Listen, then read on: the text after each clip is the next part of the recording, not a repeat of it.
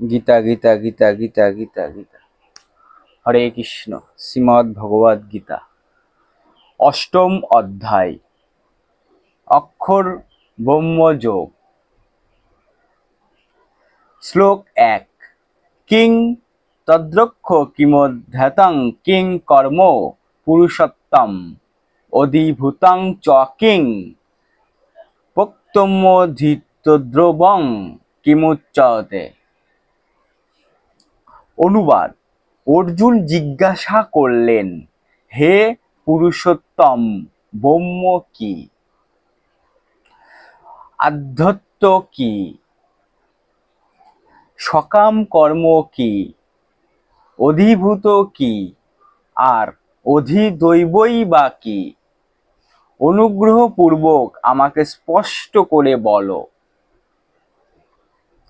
অর্জুন জিজ্ঞাসা করছে এখানে। আচ্ছা, তাৎপর্য এখানে বলছে, এই অধ্যায়ে ভগবান শ্রীকৃষ্ণ ব্রহ্মতত্ত্ব থেকে শুরু করে অর্জুনের বিবিধ প্রশ্নের উত্তর দিয়েছেন। তিনি এখানে কর্ম, সকাম কর্ম, ভক্তিযোগ, যোগের পন্থা ও শুদ্ধ ভক্তির ব্যাখ্যা করেছেন।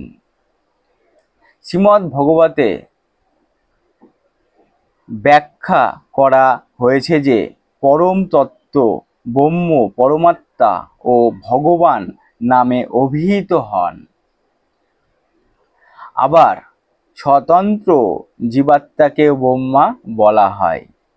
অর্জুন ভগবানের কাছে আত্মসন্দেহ প্রশ্ন করেছেন।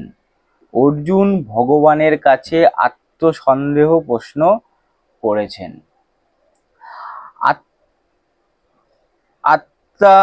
আত্মা বলতে দেহ, আচ্ছা এটা আত্মা হবে। আত্মা বলতে দেহ, আত্মা ও মনকে বোঝায়।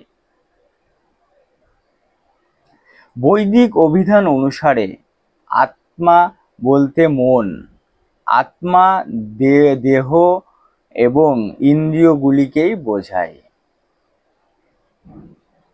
অর্জুন এখানে ভগবানকে পুরুষোত্তম বলে সম্বোধন করেছেন।